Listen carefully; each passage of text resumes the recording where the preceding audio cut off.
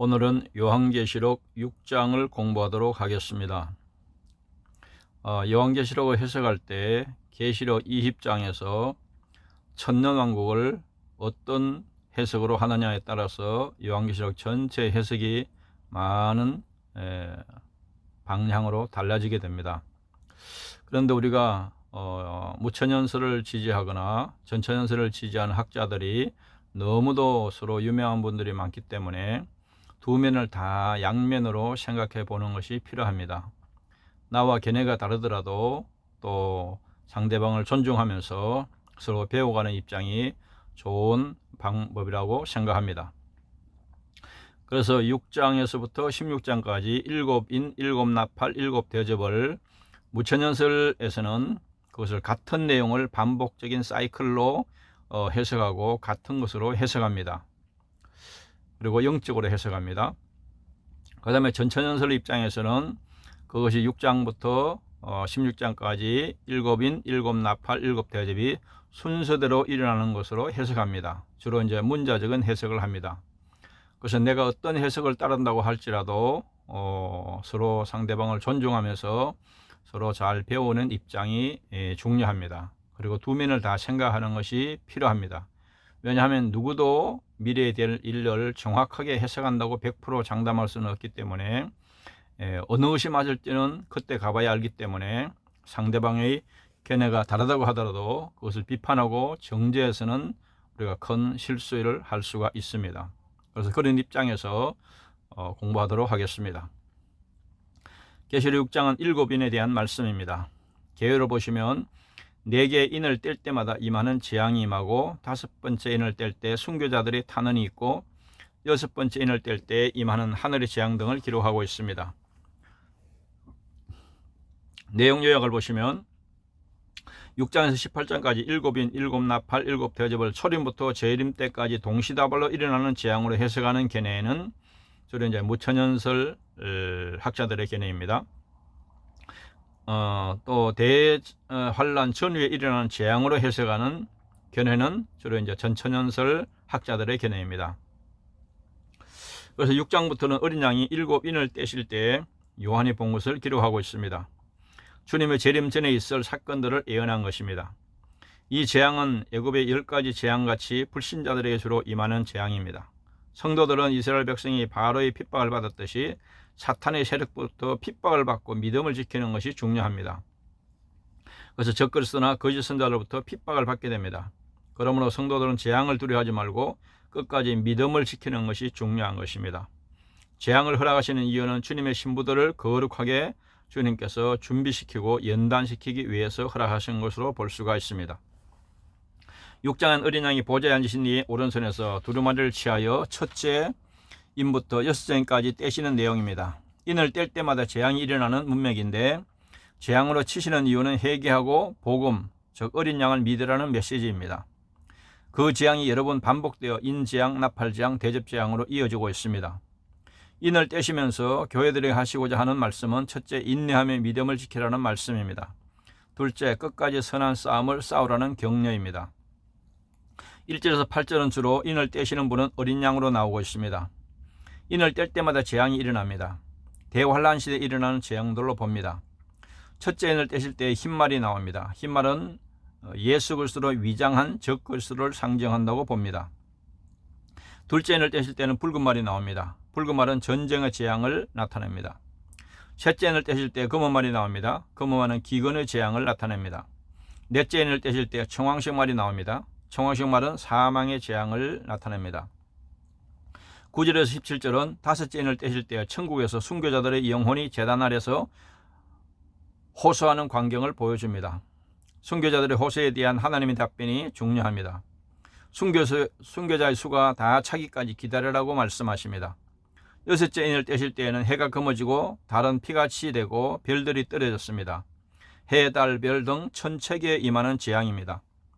주님이 이런 징조가 나타날 것을 미리 말씀해 주셨습니다. 마태복음 24장에서 온 세상에 극심한 천재지변의 재앙이 임하게 될 것을 보여줍니다.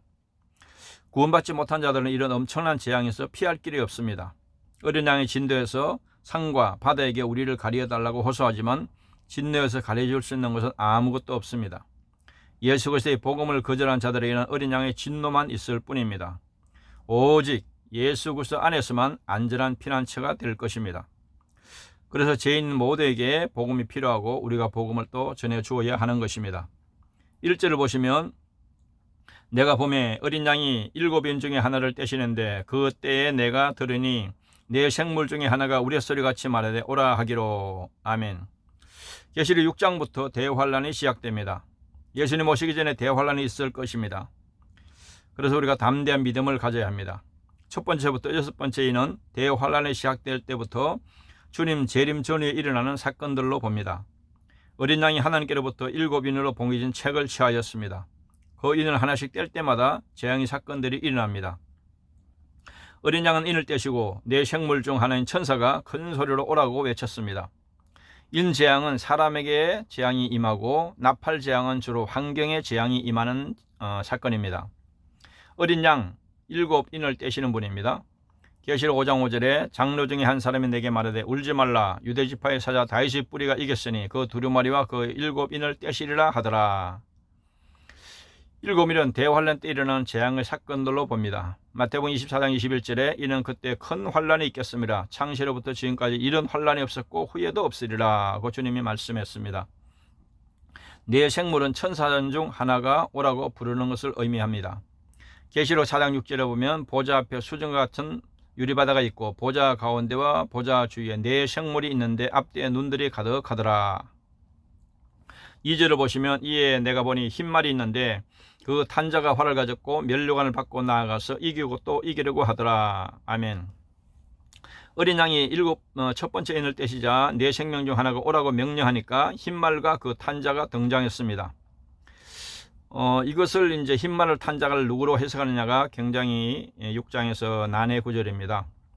예수님은 인을 떼시고 계시고 천사가 오라고 명령하는데 예수님이 나타날 수가 없습니다. 19장의 백마 탄자는 예수님을 가리키지만 여기서 흰말을 탄자는 예수 그리스도로 위장한 적그리스도를 상징한다고 봅니다.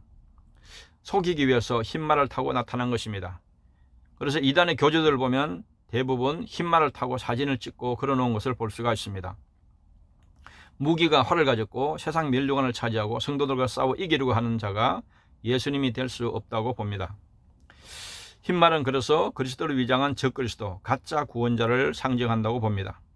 스가랴 6장 1절에 3절에 보면 내가 또 눈을 들어본즉 내 병거가 두 산 사이에 나오는데 그 산은 구리산이더라. 첫째 병거는 붉은 말들이, 둘째 병거는 검은 말들이, 셋째 병거는 흰 말들이, 넷째 병거는 어룽지고 건장한 말들이 메었는지라. 활을 탄자가 활을 가졌는데 활은 주로 하나님을 대적하는 자들이 가진 무기들입니다. 당시 활은 아폴로 신에 상징한 것이었습니다. 호세아 7장 16절에 보면 그들은 돌아오나 높으신 자이로 돌아오지 아니하니 속이는 활과 같으며 그들의 지도자들은 그 혀에 그친 말로 말미암아 칼에 엎드러지리니 이것이 애굽 땅에서 조롱거리가 되리라.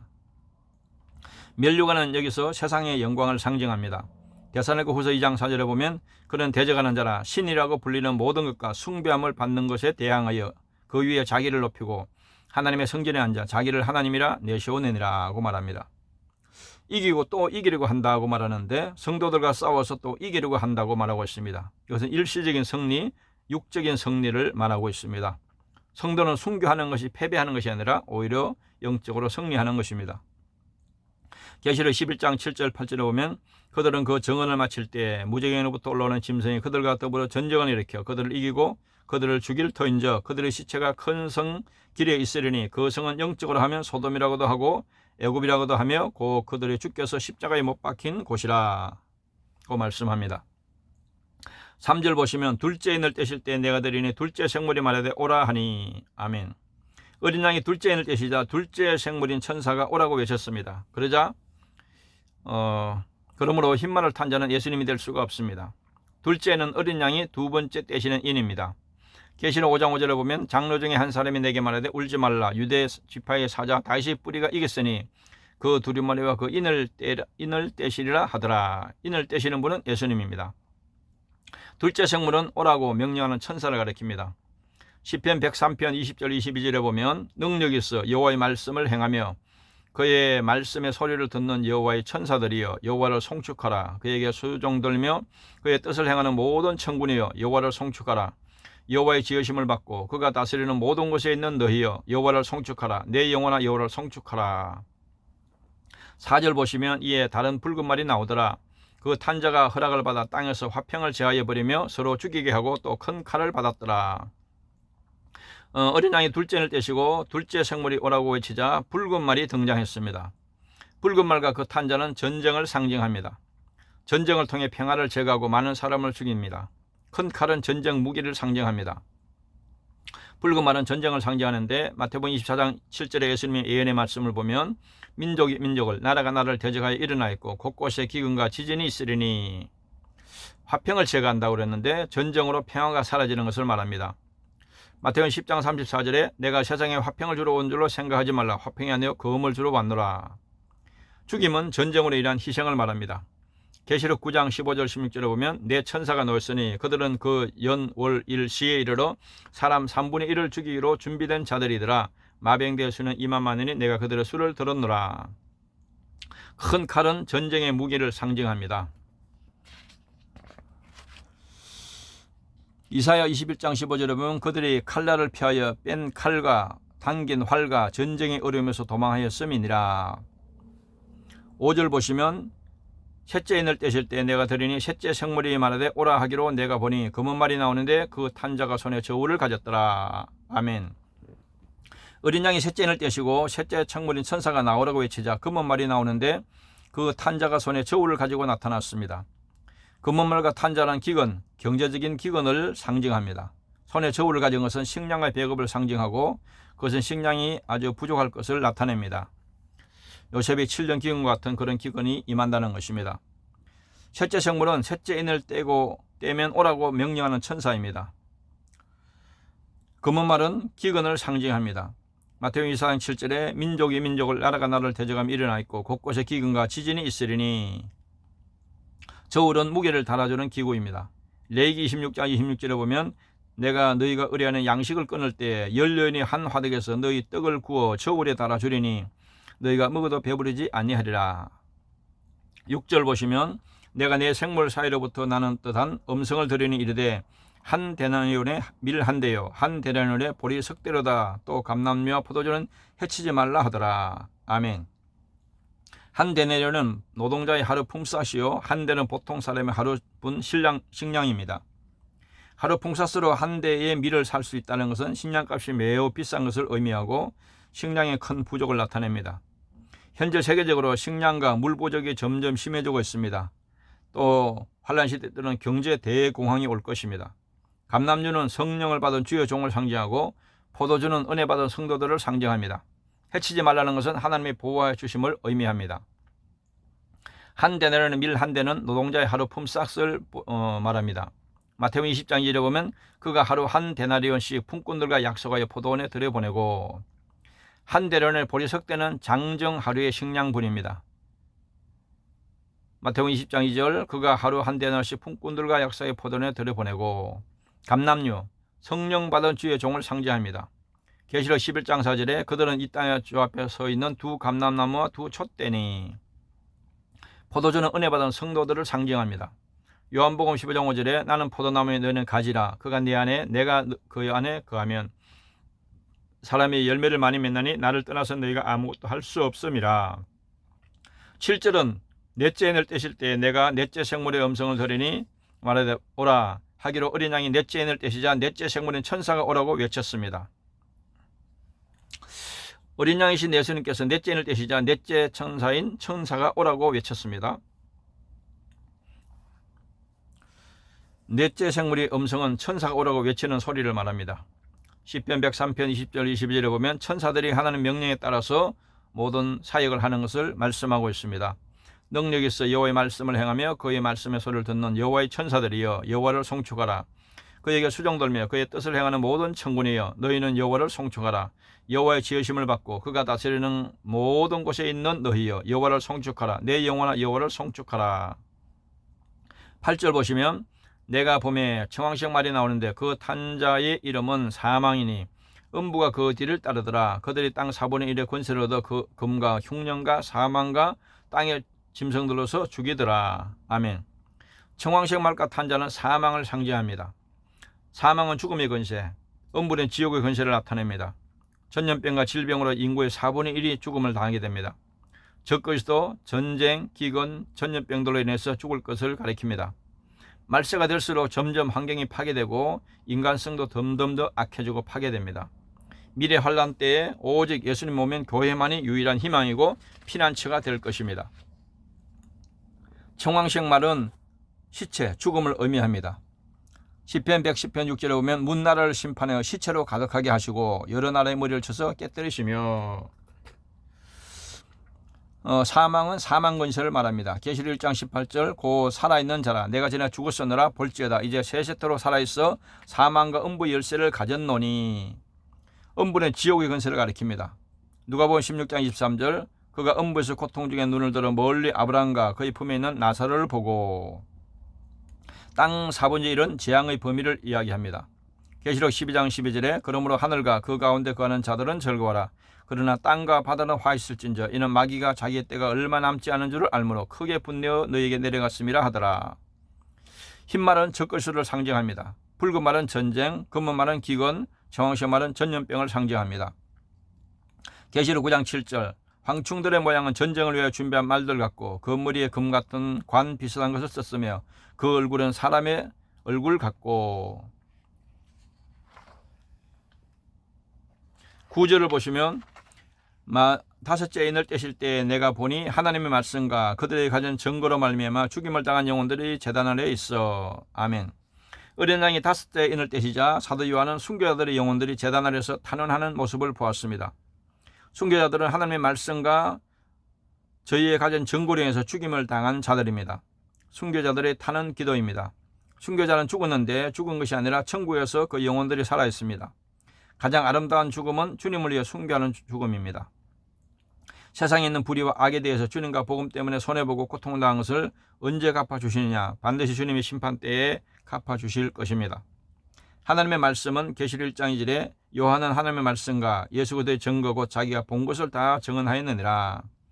그들이 가진 증거는 계시록 12장 11절에 또 우리 형제들이 어린 양의 피와 자기들이 증언하는 말씀으로서 그를 이겼으니 그들은 죽기까지 자기들의 생명을 아끼지 아니하였도다. 죽임을 당한 영혼들, 순교자들을 말합니다. 계시록 13장 15절에 그가 권세를 받아 그 짐승의 우상에게 생기를 주어 그 짐승의 우상으로 말하게 하고 또 짐승의 우상에게 경배하지 아니하는 자는 몇이든지 다 죽이게 하더라. 환란 시대에 많은 순교자가 일어나게 된다는 것입니다. 제단은 천국의 제단을 말합니다. 누가복음 11장 51절에 곧 아벨의 피로부터 제단과 성전 사이에서 죽임을 당한 사가랴의 피까지 하리라. 내가 너에게 이르노니 과연 이 시대가 담당하리라. 10절 보시면 건설을 불러 이르되 거룩하고 참되신 대주제여 땅에 거하는 자들을 심판하여 우리 피를 갚아주지 아니하시기를 어느 때까지 하시려 하나이까 하니. 아멘. 순교자들의 영혼들은 제단 아래에서 하나님께 공의의 심판을 탄원하였습니다. 하나님의 공의가 정의가 질밟히는데 언제까지 우리 피를 갚아주지 아니하시나이까 하며 호소하였습니다. 예수님 때문에 피를 흘리고 순교한 자들이 호소하는 것입니다. 영혼은 죽지 않고 의식이 분명히 있었습니다. 그래서 우리가 성경적인 인생관, 역사관, 세계관을 가지고 신앙생활을 해야 합니다. 이 세상 기준으로 살면 바르게 판단할 수가 없습니다. 하나님과 천국의 관점으로 세상을 봐야 바르게 판단할 수 있습니다. 대주제는 큰 임금, 하나님과 예수 그리스도를 상징합니다. 사도행전 4장 24절에 보면 그들이 듣고 한마음으로 하나님께 소리를 높이 이르되 대주제여 천지와 바다와 그 가운데 만물을 지으시오. 순교자들의 호소는 하나님의 원수를 갚아주신 것을 호소하고 있습니다. 창세기 4장 10절에 보면 이르시되 내가 무엇을 하였느냐 내 아우의 핏소리가 땅에서부터 내게 호소하느니라. 아벨의 피가 호소하고 있다는 것입니다. 11절 보시면 각각 그들에게 흰 두루마리를 주시며 이르시되 아직 잠시 동안 시대에 그들의 동무 종들과 형제들도 자기처럼 죽임을 당하여 그 수가 차기까지 하라 하시더라. 하나님께서는 순교자들의 영혼들에게 흰 두루마리를 주셨습니다. 흰 두루마기는 예수 그리스도의 대속으로 말미암은 거룩한 옷을 말합니다. 하나님께서는 그들에게 다른 종들과 형제들이 순교하기까지 잠시 동안 쉬라고 말씀하셨습니다. 잠시 동안이란 인간의 시간으로는 천년이 하나님께는 하루와도 같을 수도 있습니다. 인간에게는 참 안식이 없습니다. 이 땅에는 죄와 사탄이 있기 때문입니다. 예수 그리스도 안에서만 참 안식이 있습니다. 하나님의 계획 속에는 순교자의 수, 구원받을 수가 정해져 있습니다. 그래서 구원의 수가 차야 주님이 재림하시게 됩니다. 흰 두루마리는 제사함과 성결을 의미합니다. 계시록 7장 13절 14절 장로 중 하나가 응답하여 나에게 이르되 이 흰옷 입은 자들이 누구며 또 어디서 왔느냐? 내가 말하기를 내 주여 당신이 아시나이다 하니 그가 나에게 이르되 이는 큰 환난에서 나오는 자들인데 어린 양의 피에 그 옷을 씻어 희게 하였느니라 고 말하고 있습니다. 잠시 동안은 하나님의 시간으로 짧은 시간을 의미합니다. 베드로후서 3장 8절에 보면 사랑하는 자들아 주께는 하루가 천년 같고 천년이 하루 같다는 이 한 가지를 잊지 말라. 순교자의 수는 하나님이 정한 순교자의 수가 있다는 것입니다.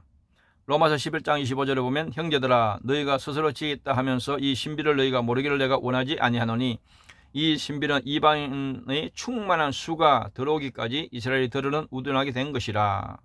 그래서 구원받은 수나 순교자의 수가 정해져 있다는 것입니다.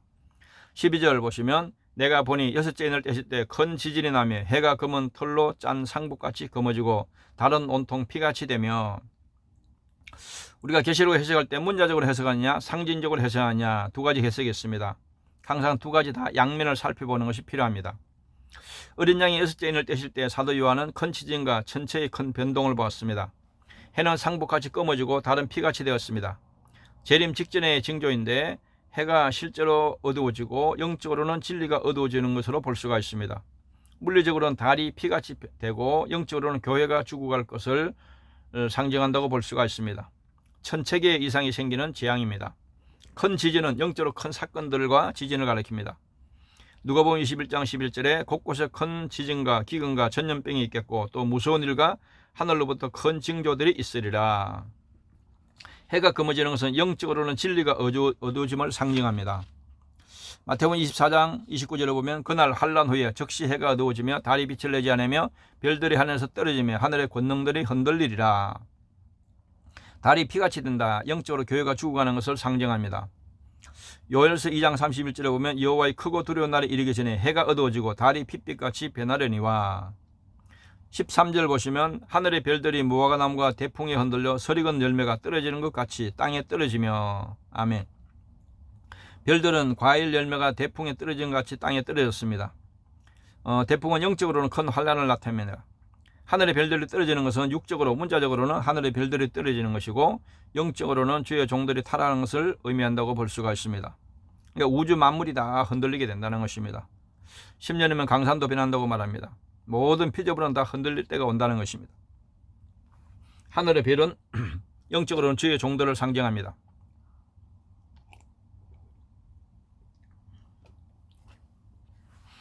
계시록 1장 20절에 내가 본 것은 내 오른손에 7별의 비밀과 7금 쳤더라. 7별은 7교회 사자요 7촛대는 7교회니라. 땅에 떨어지는 것은 종들의 타락을 상징합니다. 마태복음 24장 29절에 그날 환란 후에 즉시 해가 어두워지며 달이 빛을 내지 않으며 별들이 하늘에서 떨어지며 하늘의 권능들이 흔들리리라. 물리적으로는 별들이 떨어지는 것이고 영적으로는 종들이 타락하는 것을 볼 수가 있습니다. 14절 보시면 하늘은 두루마리가 말리는 같이 떠나가고 각 산과 섬이 제자리에서 옮겨지매. 하늘은 총이가 말린 같이 떠나고 각 산과 섬은 제자리에서 옮겨진다는 것입니다. 극심한 천재지변을 나타냅니다. 하늘이 떠나가는 것은 육적으로는 하늘이 떠나고 영적으로는 은혜가 떨어지는 것을 상징한다고 볼 수가 있습니다. 베드로후서 3장 10절에 보면 그러나 주의 날이 도둑같이 이르니 그날에 하늘이 큰 소리로 떠나가고 물질이 뜨거운 불에 풀어지고 땅과 그 중에 있는 모든 일이 드러나리로다. 산과 섬이 옮겨진다. 각 세력들이 떠나감을 상징한다고 볼 수가 있습니다. 나홈서 1장 5절에 보면 그로 말미암아 산들이 진동하며 작은 산들이 높고 그 앞에서는 땅 곧 세계와 그 가운데 있는 모든 것들이 솟아오르리로다. 아멘. 15절 보시면 땅의 임금들과 왕족들과 장군들과 부자들과 강한 자들과 모든 종과 자유인이 굴과 산들의 바위 틈에 숨어. 이 땅에서 소망 삼고 바라보고 사는 불신자들은 주님의 재림 때 주님의 무서운 진노가 두려워서 피할 곳을 찾기에 급급하고 바위 틈에 숨는 모습을 볼 수가 있습니다. 불신자들은 땅에 소망을 두고 사는 자들을 말합니다.